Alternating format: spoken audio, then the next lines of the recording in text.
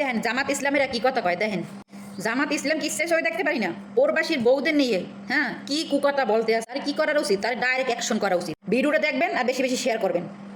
প্রবাসীরা তোমরা কিন্তু সাবধানে থাকবে, তোমাদের বোরা কিন্তু যেখানে সেখানে কট খাচ্ছে।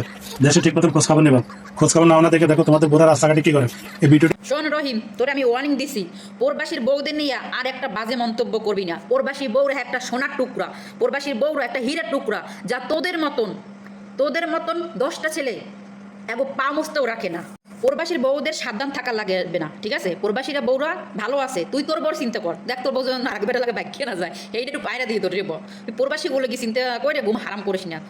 প্রবাসীর বউরা যা খায় যা পরে, হ্যাঁ এত বউরে জীবনে সহে দেখছে, তোকে বউদের বউ নষ্ট আমি করে, তোরা তো চাহিদা পূরণ করতে পারো না। আর প্রবাসীরা তারা টাকা পয়সা স্বর্ণকর্ণ সব বউরে দিতে পারে, চাহিদা পূরণ করতে। চাহিদা প্রবাসী বউরা কখনো খারাপ করতে যায় না, ঠিক আছে? এইটি করে যারা বাংলাদেশে থাকে, যারা বাংলাদেশে কাজ করে, বাংলাদেশের বউরা ইয়ে করে। প্রবাসী বউরা একদম ছলিট মাল, ঠিক আছে?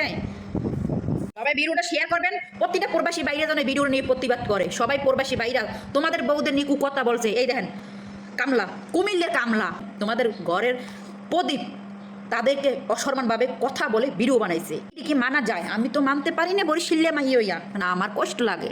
আমি প্রবাসী ভাইদের হয়ে তোমাদের কথায় আমি এই ভাইরে প্রতিবাদ করলাম। আমার প্রতিবাদটা কি ঠিক আছে নাকি তোমার অবশ্যই জানাবে, হ্যাঁ? আর তোমরা সবাই একটা একটা করে ভিডিও বানাবা প্লিজ। প্রতিটা প্রবাসীরা যেন রুকে দাঁড়াও।